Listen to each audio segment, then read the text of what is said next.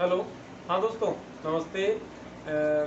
एक छोटी बात है वो आपके साथ शेयर करना ज़रूरी है, क्योंकि देखिएगा पिछले सत्र अर्थात 2020-21 में कक्षा 10 की हिंदी अनिवार्य की जो पुस्तक थी क्षितिज, उसमें एक पाठ चलता था तुलसीदास की रामचरितमानस से। एक संकलित पाठ था लक्ष्मण परशुराम संवाद, और उस पाठ के वीडियो हमने बनाए, यूट्यूब इसी चैनल पर अपलोड भी किए थे।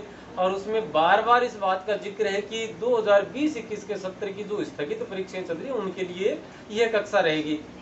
अगले सत्र में इसे नहीं रहेगा, ये पाठ नहीं रहेगा। लेकिन तब तक हमें पता नहीं था कि क्षितिज नाम की जो पुस्तक नई NCERT की आएगी उसमें भी यह पाठ शामिल किया गया है। अब खबर यह है कि उसी पाठ के वीडियो बनाए हुए हमारे पास पूर्व में सेव पड़े हैं, सुरक्षित है हमारे मोबाइल में। 7 या 8 वीडियो है। तो हमारा निवेदन ये रहेगा कि उसी वीडियो के साथ हमें और ये वीडियो लगा रहे हैं, तो आप उन वीडियो को देख सकते हैं। उसमें यदि कहीं भी 2020-21 का जिक्र आ रहा है तो आप उस बात को अनदेखा करें और आगे उस पाठ को देखें। पूरा का पूरा पाठ वही का वही सेम वहां रखा गया है। तो आप इस बात को इस वीडियो को पूरा देखें और उसके बाद उसकी व्याख्या और उसके प्रश्नोत्तर समझें, देखें। शुक्रिया, धन्यवाद। दोस्तों नमस्ते। कक्षा 10वीं विषय हिंदी, पाठ का नाम है लक्ष्मण परशुराम संवाद और उसके रचनाकार हैं तुलसीदास। सत्र 2020-21 का कोविड गाइडलाइन के चलते स्थगित चल रही परीक्षाओं के मद्देनजर हम तुलसीदास के इस पाठ पर बात कर रहे हैं। यह पाठ रामचरितमानस नामक उनके ग्रंथ से लिया गया है और उस ग्रंथ का भी बालकांड। ये कहां से आया है? ये रामचरितमानस से आया है। रामचरितमानस का एक हिस्सा है जिसे हम बालकांड के नाम से अभिहित करते हैं या जानते हैं। उस बालकांड से यह अंश लिया गया है जिसमें लक्ष्मण और परशुराम के मध्य व्यंग्यपूर्ण रोषपूर्ण बातें होती हैं। यहाँ जब सीता के स्वयंवर के समय राम के हाथों से शिव का धनुष टूट जाता है और परशुराम उस बात पर क्रुद्ध हो जाते हैं। उस क्रुद्ध होने के पश्चात लक्ष्मण और परशुराम के मध्य जो व्यंग्यपूर्ण जो कटौक्तियां आपस में एक दूसरे पर कही जा रही हैं, उन्हीं विषय में और हम ये बातें कर रहे हैं। क्योंकि इस पाठ का यह छठा पद है और यह इस पाठ की वैसे पद के हिसाब से देखा जाए तो अंतिम कक्षा होगी। इसके पश्चात हम एक प्रश्नोत्तरों पर एक कक्षा और करेंगे। तो ये 5 तो इसके पद, ये छठी कक्षा। एक में हमने तुलसीदास के परिचय के बारे में पढ़ा था। चूंकि कक्षा 10 के प्रश्न पत्र में एक कवि अथवा एक लेखक का जीवन और रचना परिचय भी पूछा जाना है, तो वो जो सवाल है उस सवाल के जवाब में आप इस सीरीज का पहला वीडियो देख सकते हैं जिसमें तुलसीदास का परिचय दिया हुआ है। जीवन परिचय और रचना परिचय, उनका व्यक्तित्व और उनका कृतित्व। देखिए ये जो पहला भाग है, सॉरी ये जो छठा भाग है, इस छठे भाग का यहां से लेकर जो ब्लैक मार्कर से, जो काले मार्कर से लिखे हुए वो सारी चौपाइयां हैं। चौपाई छंद का प्रयोग हुआ है और यह एक छंद दोहा छंद है। देखिए इसका वाचन करते हैं कि कहेउ लखन मुनि सील तुम्हारा, को नहीं जान विदित संसारा। माता पिता उऋण बयनी के, गुरु ऋण रहा सोचूं बड़ जी के। सो जनु हमरे ही माथे काढ़ा, दिन चल गए ब्याज बड़े बढ़ा। सब आनी व्यवहारिया बोली, तुरत देव में थेली खोली। सुनि कटु बचन कुठार सुधारा, हाय हाय सब सभा पुकारा। भृगुबर परसु देखाव मोही, विप्र विचार बचहु नृप द्रोही। मिलह न कबहु सुभट रन गाड़े, द्विज देवता घर के घर ही के बाड़े। अनुचित कही सब लोग पुकारे, रघुपति शयन लखनु नेवारे। चौपाई थी, दोहा है। लखन उतर आहुति सरिष, भृगुवर को कृशानु, बढ़त देखी जल सम बचन, बोल रघुकुल भानु। कि भृगुवर, यहाँ लिखा है परशुराम, कि परशुराम के क्रोध रूपी अग्नि को बढ़ता देख कर रघुकुल या रघुवंश के में सूर्य रूपी राम ने उस समय उस बात को ठंडा करने के लिए जल के समान वचन कहे। अब सबसे पहले तो हम देखेंगे इसके शब्दार्थ। तो शील का अर्थ है स्वभाव, चरित्र। को का अर्थ कौन, जान का, जानता है, जानना। विदित का अर्थ होता है जानकारी या जात होना। उऋण का अर्थ होता है उऋण या ऋण से मुक्त होना, जो हमने उधार दे रखा वो उधारी चुका देना। निके भली भांति, गुरु ऋण, गुरु का ऋण। सोचू चिंता, बड़ बड़ी, जी हृदय या मन में, हमरे ही हमारे, माथे काढ़ा मतलब मथे मटदा या हमारे सिर पर थोपना। चले गए, बीत गए, बड़ बहुत या बाढ़ा का अर्थ है बढ़ना, आनीय का अर्थ लाना, व्यवहारिया हिसाब करने वाला व्यक्ति, आप कह सकते हैं मुनिम। तुरंत, तुरंत। थैली का अर्थ होता है गांठ, अंटी, मतलब वो थैली या आप कह सकते हैं किसी मनुष्य का पर्स या उसका खजाना। कटु, कड़वे, कुठार, फरसा, सुधारा का मतलब संभाल लिया। विप्र, विप्र को कहते हैं ब्राह्मण। विचारी, विचार करके या जानकर। बचाओ का अर्थ होता है बचाना। नृपद्रोही मतलब राजाओं का शत्रु, राजाओं से, क्षत्रियों से द्वेष रखने वाला। कबहु का अर्थ है कभी। शुभट का अर्थ होता है शूरवीर। रण का अर्थ है युद्ध। गाढ़े का अर्थ है दृढ़। द्विज देवता मतलब ब्राह्मण देवता। घर ही के मतलब घर के ही या घर में ही। बाढ़े मतलब बड़े हो रहे हैं या अपने आप में श्रेष्ठ बने हुए हैं, उत्तम बने हुए हैं। रघुपति राम, शयन ही नयन, शयन का अर्थ है नयन, कि नयन के इशारे से। और लखनु का अर्थ है लक्ष्मण, नेवारे का अर्थ है रोकना, लक्ष्मण को उन्होंने रोक लिया। उत्तर का अर्थ है उत्तर का उत्तर। देखिएगा ये दोनों जो है आप युग्म शब्दों में भी इन चीजों को पढ़ेंगे। युग्म शब्द का मतलब दोनों देखने में एक जैसे, सुनने में एक जैसे, लेकिन उनके अर्थ में बहुत ज्यादा अंतर होता है। इस उत्तर को हम देखते हैं, जैसे कोई बच्चा ऊपर चढ़ा हुआ हम उसे कहते हैं नीचे उतर, या बाढ़ का पानी उतर रहा है, तो बाढ़ का पानी पहले नदी चढ़ी हुई थी अब उतर रही है। और इस उत्तर का अर्थ होता है एक तो जवाब और दूसरा अर्थ होता है इसका एक दिशा। आहुति आग भड़काने वाली या आग को और ज्यादा प्रज्वलित करने के लिए जो सामग्री डाली जाती है वह है। सरिस का अर्थ होता है समान, के समान। भृगुवर, परशुराम, कोपु का अर्थ है क्रोध। कृषाणु का अर्थ होता है आग या अग्नि, की क्रोध रूपी अग्नि। बढ़त मत देखी मतलब बढ़ती हुई देख कर। सम का अर्थ समान और जल सम वचन। सम का अर्थ समान, जल का अर्थ पानी होता ही है, और वचन का अर्थ वचन, बात। रघुकुल भानु, कि रघुवंश में सूर्य के समान अर्थात राम, राम ने कैसे वचन कहे, जल के समान ठंडे वचन कहे। इसका अर्थ देखते हैं।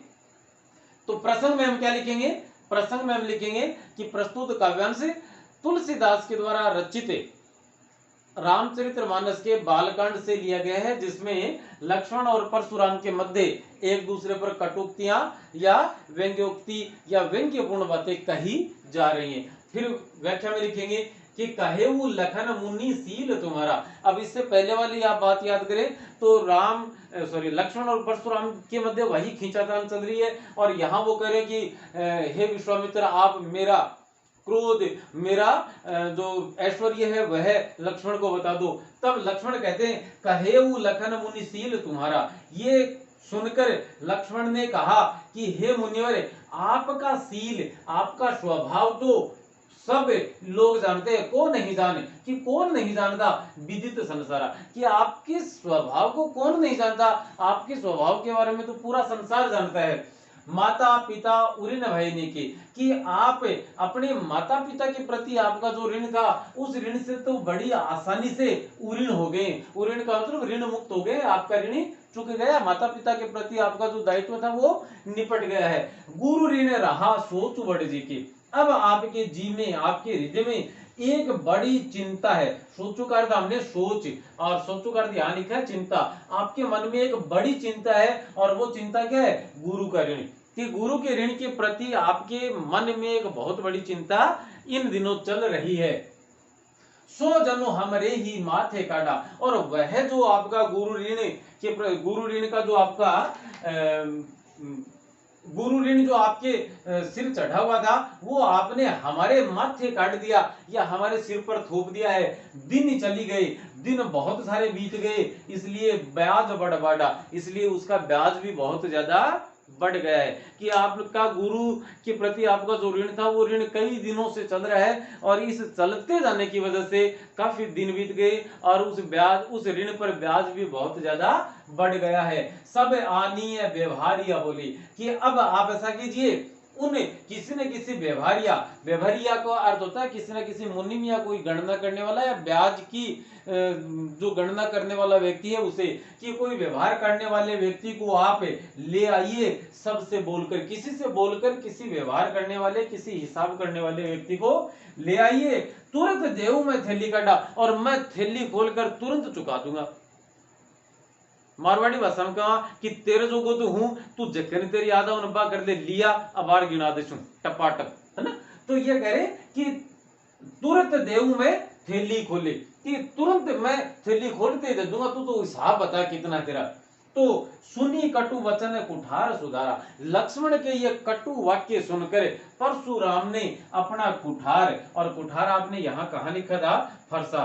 परशुराम ने अपना फरसा संभाल लिया। सुधारने का अर्थ होता है संभाल लेना, संभाल लिया। हाय हाय सब सभा पुकारा। और जो ही वे लक्ष्मण पर हमला करने के लिए, वार करने के लिए उद्यत होते हैं, तब पूरी सभा हाय हाय करके पुकार उठती है कि अरे अनर्थ हो जाएगा, क्या हो रहा है।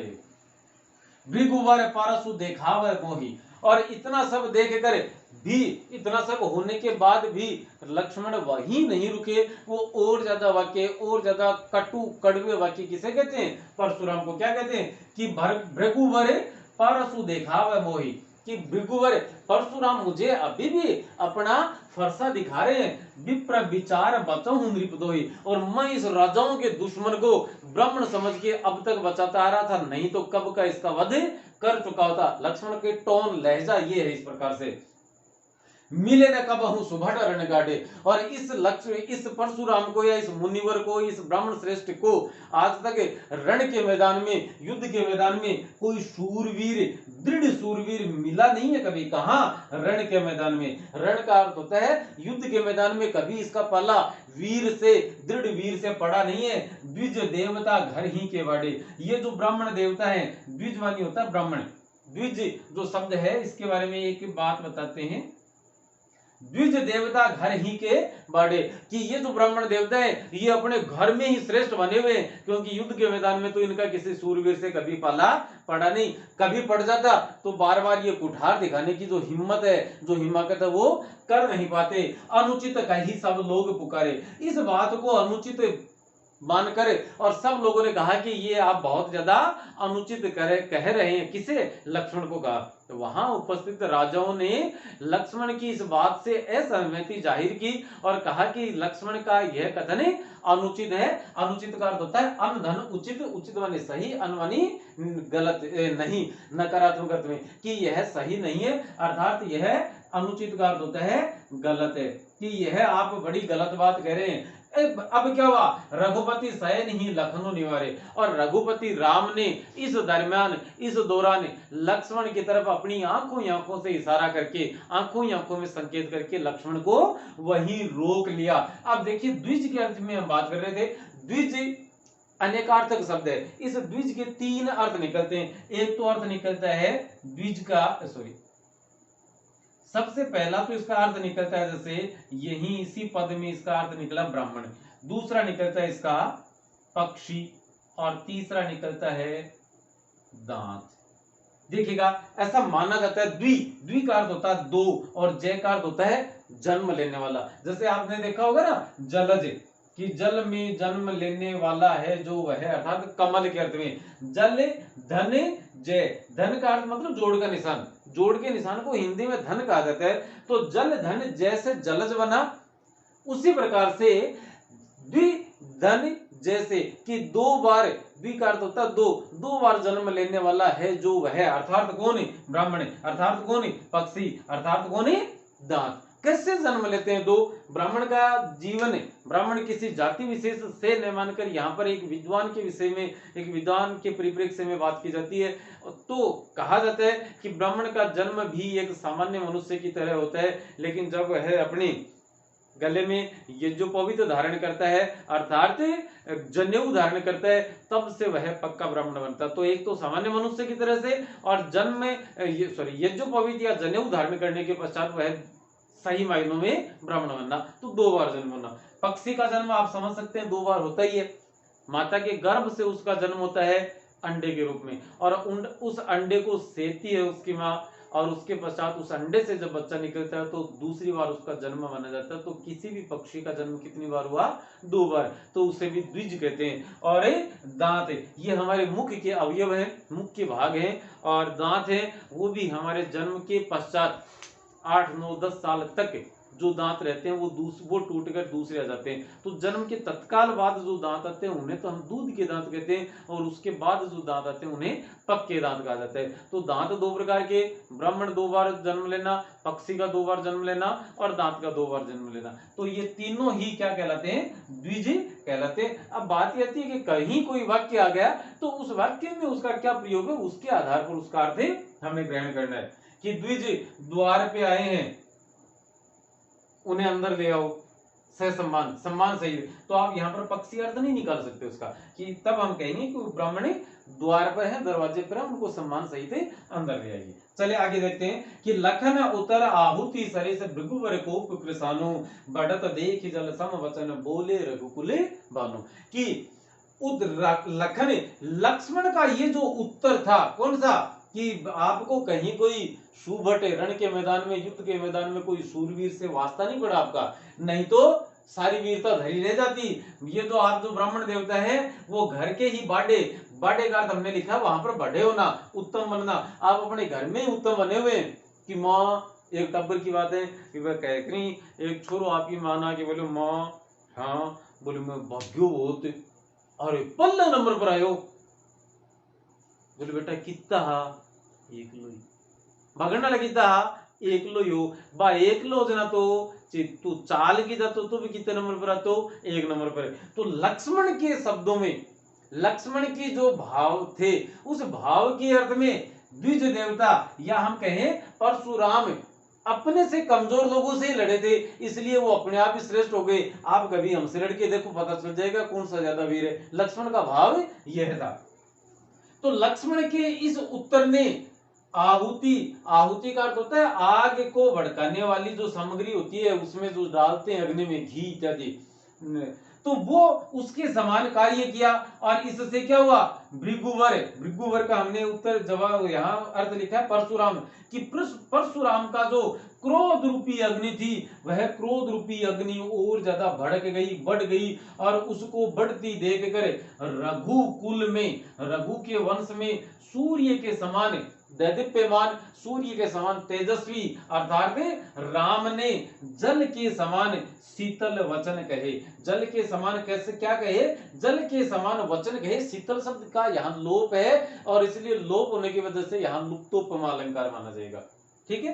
तो बढ़ती कि भृगुवर परशुराम के क्रोध रूपी अग्नि को बढ़ता देखकर रघुकुल में भानु, भानु का अर्थ होता है सूर्य, कि रघु के वंश में सूर्य के समान तेजस्वी राम ने जल के समान वचन बोले या वचन कहे, और लक्ष्मण और परशुराम को ठंडा किया, या उनका जो उनकी मध्यस्थता की, उनका बीच बचाव किया, उनका समझौता किया, या किसी भी प्रकार से उनको और ठंडा किया, उनका क्रोध है वो शांत कर दिया। अब देखेंगे हम इनकी विशेष में, देखेंगे विशेष में क्या लिखेंगे। विशेष में सबसे पहले लिखेंगे हम एक तो अवधि भाषा का प्रयोग हुआ है, और अवधि भी किस प्रकार की है? साहित्यिक अवधि। अवधि भाषा का प्रयोग हुआ है। भाषा भाषा भावों के अनुकूल भी है। भाषा जो है वो भावों के अनुकूल भी है। इसके अलावा हम देखें ब्याज बढ़ बढ़ है ना, ब्याज बढ़ बढ़ा, यहां पर कि यहां हम देखेंगे तो यहां कौन सा अलंकार है, यहां अनुप्रास अलंकार की प्राप्ति होती है। यहां अनुप्रास अलंकार है। हाय हाय में पुनरुक्ति प्रकाश है। इसके बाद है विप्र विचारी वचन, विप्र विचारी वचन में भी कौन सा अलंकार आ गया, अनुप्रास अलंकार की प्राप्ति होती है। और उसके बाद हम देखेंगे, देखिए लखन उत्तर आहुति सरिस, तो यहाँ जो सरिस शब्द का प्रयोग हो रहा है, इस सरिस शब्द की वजह से यहाँ पर कौन सा अलंकार माना जाएगा, उपमा अलंकार माना जाएगा। और जल सम वचन, तो यहाँ इस सम की वजह से भी कौन सा अलंकार आ जाएगा, उपमा अलंकार आ जाएगा। अब यहाँ उपमा अलंकार की प्राप्ति जब वहां होती है, वो कहां होती है कि जब किसी पद में सा से सी सम सरिस सदृश इव और वत, कुल मिलाकर ये 8 शब्द जहां प्रयुक्त होते हैं वहां उपमा अलंकार माना जाता है। 11वीं और 12वीं कक्षा में हिंदी साहित्य पढ़ेंगे वो बच्चे इसके बारे में जोरदार पढ़ेंगे। और उपमा अलंकार के बारे में यदि आप और जानना चाहें तो इसी चैनल पर वीडियो लगे हुए हैं, आप वहां से देख सकते हैं। आप अनुप्रास अलंकार के बारे में जानना चाहें, अनुप्रास अलंकार वहीं मिलेगा आपको, आप उसमें देख सकते हैं। तो देखिएगा विशेष में हम क्या लिखेंगे कि प्रस्तुत पद में साहित्यिक अवधि भाषा का प्रयोग हुआ है और भाषा भी भावानुकूल है या पात्रों के अनुकूल है। इसके बाद बात करें वीर रस की प्राप्ति होती है, वीर रस रौद्र रस की प्राप्ति होती है। उसके बाद में ब्याज बढ़ बाढ़ा में अनुप्रास अलंकार है। हाय हाय में पुनरुक्ति प्रकाश अलंकार है। विप्र विचारी वचन में अनुप्रास अलंकार आया है। और उसके बाद में यहाँ लखन उत्तर आहुति सरिस, तो यहाँ सरिस की वजह से उपमा अलंकार आया है। बढ़त देख जल सम, यहाँ उपमा अलंकार आया है। और रघुकुल भानु, तो रघुकुल में सूर्य रूपी राम, रूप सूर्य के रूप में है राम, तो यहाँ रघुकुल रूपी में क्या हो जाएगा, सॉरी रूपी शब्द की जहां कहीं भी प्राप्ति होती है वहीं पर रूपक अलंकार भी माना जाता है। तो इस प्रकार से दोस्तों जो 6 पद थे उन 6 पदों की हम सप्रसंग व्याख्या पढ़ चुके हैं। अब व्याख्या के पश्चात व्याख्या पढ़ी, उससे पहले हमने और इसके तुलसीदास के परिचय के बारे में पढ़ा था। अब अगला पाठ हम शायद जयशंकर प्रसाद की एक कविता प्रभु पढ़ेंगे। उससे पहले एक बार तुलसीदास के जो पाठ के प्रश्नोत्तर हैं वो प्रश्नोत्तर भी करेंगे। तो अगला वीडियो हम लेकर आए, तब तक के लिए अनुमति दीजिए। चैनल आपका है, सब्सक्राइब कीजिए, लाइक कीजिए, लोगों के साथ अपने साथी जो बच्चे हैं उनके साथ शेयर कीजिए। अनुमति देवें। नमस्ते, शुक्रिया, धन्यवाद।